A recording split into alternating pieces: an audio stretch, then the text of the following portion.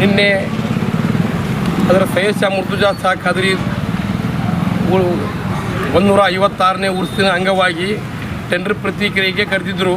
ನಾವು ನಿನ್ನೆ ತಹಸೀಲ್ ಆಫೀಸ್ನಲ್ಲಿ ಟೆಂಡರಿಗೆ ಬಂದಿದ್ವಿ.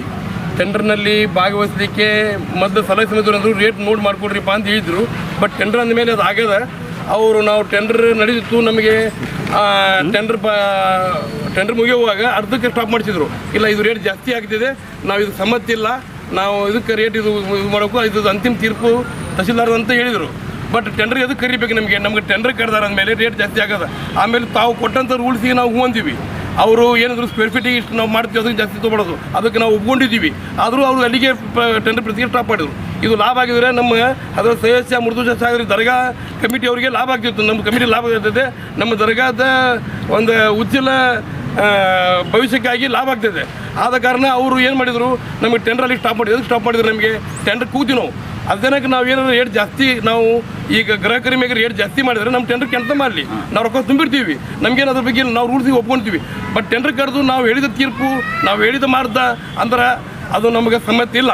ಇಲ್ಲಿ ನಮ್ಗೆ ಟೆಂಡರ್ ಕರಿಬಾರ್ದಾಗಿತ್ತು. ನಮಗೆ ಟೆಂಡರ್ ಕರೆದ ಮೇಲೆ ಮತ್ತು ಒಟ್ಟು ಬರೋರು ಮತ್ತು ಬೆಟ್ಟಿಂಗ್ ಆಗೋದು, ರೇಟ್ ಜಾಸ್ತಿ ಆಗೋದು, ಅದು ಯಾರು ಲಾಭ ಆಗಿತ್ತು ಬಿಡ್ತಿತ್ತು ಅದು ನಮ್ಮ ವೈಯಕ್ತಿಕ. ನಾವು ಲಾಭ ಮಾಡ್ಕೊತೀವಿ, ಲುಕ್ಷಾನ ಮಾಡ್ಕೊತೀವಿ.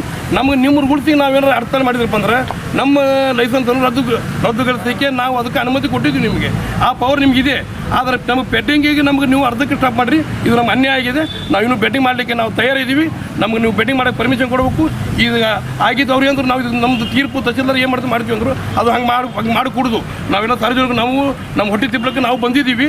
ನಮಗೂ ಎಷ್ಟು ಸಾಧ್ಯ ಐತೆ ಅಷ್ಟು ನಾವು ಮುತ್ಯಾಗ ಜಾಸ್ತಿ ಲಾಭ ಕೊಡೋಕೆ ಪ್ರಯತ್ನ ಮಾಡ್ತೀವಿ. ಮುತ್ತಾಗ ಸೇವೆ ಮಾಡೋಕೆ ರೆಡಿ ಇದ್ದೀವಿ ನಾವು ಅವ್ರಂದ್ರೆ ನಮಗೆ ಇಲ್ಲ ರೇಟ್ ಜಾಸ್ತಿ ಮಾಡ್ತೀರಿ, ಗ್ರಾಹಕರಿಗೆ ತೊಗೊಳೋದೈತೆ, ಜನರ ಪರವಾಗಿಲ್ಲ, ಏನಿಲ್ಲ. ಜನರಿಗೆ ನಾವು ರೇಟ್ ಕಮ್ಮಿ ಹಾಕ್ತೀವಿ. ರೇಟ್ ನಾವು ಜನರಿಗೆ ಸೇವೆ ಮಾಡೋಕೆ ಬಂದು ನಾವು ನಮ್ಗೆ ಲುಕ್ಷಾನ ಪರವಾಗಿಲ್ಲ, ನಾವು ಜನರಿಗೆ ಸೇವೆ ಮಾಡ್ತೀವಿ. ಮುತ್ಯಾಗ ರೊಕ್ಕ ಜಾಸ್ತಿ ಕೊಡ್ತೀವಿ. ನಾವು ಟೆಂಡರ್ ಮಾಡಿ ಕೇಳಿ ನಾವು ಟೆಂಡರ್ ಮಾಡಬೇಕು. ದಯಮಾಡಿ ನಮ್ಗೆ ಟೆಂಡರ್ ಪ್ರತಿಕ್ರಿಯೆ ಚಾಲು ಮಾಡಬೇಕು. ಟೆಂಡರ್ ಬೆಟ್ಟಿಂಗ್ ನಾವೇನು ಎಲ್ಲಿ ಟಾಪ್ ಆಗಿತ್ತು 19,11,000 ರೂಪಾಯಿಗೆ ಜೂಲ ನಿಂತಿದೆ. ಅದಕ್ಕೆ ನಾವು ಮುಂದೆ ಏರ್ಸಕ್ಕೆ ನಾವು ರೆಡಿ ಇದ್ದೀವಿ. ನಮಗೆ ಟೆಂಡರ್ ಕರಿಬೇಕು. ನಮಗೆ ಟೆಂಡರ್ ಕರೆದು ಎಲ್ಲರೂ ಸಾರ್ವಜನಿಕರು ನಮಗೊಂದಂತಲ್ಲ, ನಮ್ಮೆಲ್ಲ ನಾವು ಟೆಂಡರ್ಗಾರ ಎಲ್ಲರೂ ಇದ್ದೀವಿ. ನಮ್ಗೆ ಒಟ್ಟು ಆಸೆ ಇದೆ, ಟೆಂಡರ್ ಮಾಡ್ಬೇಕನ್ನೋ ಆಸೆ. ಮುತ್ಯಾಗ ಜಾಸ್ತಿ ಲಾಭ ಮಾಡ್ಬೇಕು. ಮತ್ತು ಟೆಂಡರ್ ಕರಿಬೇಕನ್ನೋ ಉದ್ದೇಶ ಏನಪ್ಪ ಅಂದ್ರೆ ಮುತ್ಯಾಗ ಜಾಸ್ತಿ ಲಾಭ ಅಂದ್ರೆ ಟೆಂಡರ್ ಕರೆದಾರ. ಟೆಂಡರ್ ಇಲ್ಲ ಮತ್ತು ಟೆಂಡರ್ ಕರಿಬೋದಾಗಿತ್ತು, ಯಾರಿಗೆ ಬೇಕಾಗಿತ್ತು ಅವ್ರಿಗೆ ಕೊಡೋದಾಗಿತ್ತು. ಬೆಟ್ಟಿಂಗ್ ಮಾಡಿ ಕೇಸಿ ಜಾಸ್ತಿ ಮಾಡ್ಬಿಡೋ ಮೇಲೆ ಮತ್ತು ಈಗ ಅದು ರೇಟ್ ಮತ್ತು ನಮ್ಮ ಅನಿಸೋದು ನಾವು ಲಾಭ ಮಾಡ್ಕೊತೀವಿ, ಲುಕ್ಷಾನ ಮಾಡ್ಕೊತೀವಿ. ನಮ್ಮ ಮುತ್ಯ ಲಾಭ ಮಾಡ್ತೀವಿ ನಾವು. ಅದಕ್ಕೆ ದಯಮಾಡಿ ತಾವು ನಮಗೆ ನ್ಯಾಯ ಕೊಡಿಸ್ಬೇಕಾಗಿ ವಿನಂತಿ. मैं सुभाष हरने कोल्हापुर से आया हूँ. 15 दिन पहला डीडी भर के दिया हूँ. मेरा डीडी रिजेक्ट किए इन्होंने. बाहर का आदमी लेना नहीं. मैं खुद का आइटम वाला हूँ, मेरा लाइसेंस है, इंश्योरेंस है, हर चीज़ है. लेकिन मुझे रिजेक्ट करके ऑक्शन में बोलने भी नहीं दिए. अभी तक मुझे मेरा डीडी भी रिटर्न नहीं दिया. और मैं तो सेवा करने ही आया हूँ दरगाह की. झूले मेरे खुद के हैं. हर चीज़ में मैं अनुकूल हूँ.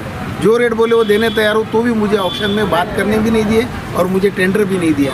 मेरे साथ अन्याय हुआ है, मुझे न्याय दीजिएगा. मेरा यही रिक्वेस्ट है. ನಾವು 12,01,000 ರೂಪಾಯಿಗೆ ನಿಂತಿದೆ. ಅದನ್ನು ನಾವು ಟೆಂಡರ್ ಮಾಡಲಿಕ್ಕೆ ನಮಗೆ ಅವಕಾಶ ಮಾಡಿಕೊಡಬೇಕು. ಯಾಕಂದ್ರೆ ನಮ್ಗೆ ಅದು ನಮ್ಮ ಬೇಡಿಕೆ ಇದೆ. ನಾವು ಇನ್ನೂ ಬೇಡಿಕೆ ಮಾಡಿ ನಾವು ಮುತ್ಯಾಗ ಲಾಭ ಜಾಸ್ತಿ ಮಾಡಿಕೊಡ್ತೀವಿ. ನಾವು ರೊಕ್ಕ ಜನರಿಗೆ ನೀವೇನು ನಮಗೆ ಒಂದು ರೇಟ್ ಹಾಕ್ಕೊಡ್ತೀರಿ ಜಗಕ್ಕೆ, ಆ ರೇಟ್ನ ನಾವು ಅದು ಬಾಡಿಗೆ ಸ್ವಿಚ್ ಮಾಡ್ತೀವಿ ನಾವು. ಅದೊಂದು ಇನ್ನೊಂದವ್ರು ಒಳಗೆ ನಾವು ಯಾರಿಗೆ ಬೇಕಾದ್ರೂ ಕೊಡ್ತೀವಿ ಅಂತಂದು ಹಿಂಗೆ ಮಾತಾಡೋದು. ಆಮೇಲೆ ತಹಸೀಲ್ದಾರ್ ಅಂದರು ನಮ್ಮ ತೀರ್ಪು ನಾವು ಯಾರು ಬೇಕಾದ್ರೂ ಕೊಡ್ತೀವಿ, ನಮ್ಗೆ ಅದು ನಾವು ಕೊಡ್ಬೋದು ಬಿಡ್ಬೋದು ಅಂತಂದ್ರು. ಹಂಗೆ ಮಾಡಕ್ಕೆ ಹೇಳ್ತಾರೆ. ಮತ್ತು ಟೆಂಡರ್ ಎದಕ್ಕೆ ಕರಿಬೇಕು ಸರ್? ಟೆಂಡರ್ ಕರಿಬೋದಾಗಿತ್ತು. ನಮಗೆ ಟೆಂಡರ್ ಕರೆದ್ರೆ ಅದು ಹೆಂಗೆ ನ್ಯಾಯಯುತವಾಗಿ ಟೆಂಡರ್ ಯಾರಿಗಾಗಿದೆ ಅವ್ರಿಗೆ ಟೆಂಡರ್ ಕೊಡಬೇಕು. ನಮ್ಮ ಮನಸ್ಸು ನಮ್ಮ ತೀರ್ಪು ನಾವು ಕೊಡ್ತೀವಿ. ಯಾರು ಮಾತಾಡಬಾರ್ದು, ಏನು ಮಾತಾಡಬಾರ್ದು ಅಂತ ನಮ್ಗೆ ಕಾಯ್ದೆ ಹಿಡಿದ್ರು ಬಂದ್ರೆ ಮತ್ತೆ ಟೆಂಡರ್ ಯಾಕೆ ಕರಿಬೇಕು ಸರ್? ಟೆಂಡರ್ ಕರಿಬಾರ್ದು ನಮಗೆ. ಅಲ್ಲ, ನೀವು ಲುಕ್ಸಾನ ಆದರೂ ಟೆಂಡರ್ ತೊಗೊಳಕ್ಕೆ ರೆಡಿ ಇದೆ. ಮುತ್ಯಾಗ ಸೇವೆ ಮಾಡ್ತೀವಿ ಸರ್ ನಾವು. ಡೆವಲಪ್ಮೆಂಟ್ ಆಗ್ತಿದೆ. ನಮ್ಮ ಉದ್ದೇಶ ಏನಂದ್ರೆ ದರ್ಗಾ ಡೆವಲಪ್ಮೆಂಟ್ ಆಗಬೇಕಾಗಿದೆ. ಇಲ್ಲ ಮತ್ತೆ ಟೆಂಡರ್ ಮಾಡ್ಬೇಕು, ಹಂಗೆ ಫ್ರೀ ಕೊಟ್ಬಿಟ್ರೆ ದರ್ಗಾ ಅರ್ಧಕ್ಕೆ ನಿಂದಿರಿಸುವಂತ ಪ್ರಕ್ರಿಯೆ ಯಾಕೆ ಮಾಡಿದ್ರು ಅಂತ. ಆದ್ರೆ ಇದು ಒಳಗೆ ಏನಾರ ಸಂಚು ನಡೆದಿರ್ಬೇಕಂತ ಅನ್ಸುತ್ತಾ?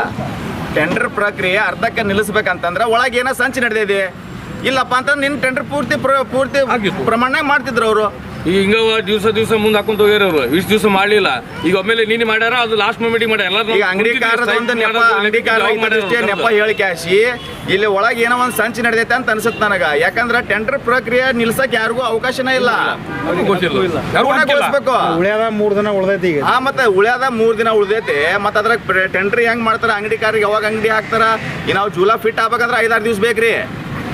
ಮತ್ತು ಇವ್ರು ಉಲ್ಟಾ ನಮ್ಮ ತಹಶೀಲ್ದಾರ್ ಸಾಹೇಬರು ದರ್ಗಾಕ್ಕೆ ಉಲ್ಟಾ ಲಾಭ ಮಾಡೋದ್ಬಿಟ್ಟು ಉಲ್ಟಾ ಇವರು ಹಾನಿ ಮಾಡಕತ್ತಾರ. ಇದು ಉರುಸ್ ನಡೆದಿಲ್ರಿ, ಇದು ಜಿದ್ದಿ ಅವ್ರ ಹಿಂದಲ್ದ ಒಟ್ಟು ಜಿದ್ದಿದ್ದಾಗ ಇದು ನಡೆದೈತಿ ರೀ. ಅವ್ರಿಗೆ ಕೆಲಸ ಮಾಡಕ್ಕೆ ಏನೂ ಇಲ್ರಿ. ಒಟ್ಟು ಜಿದ್ದಾಗ್ಬೇಕು.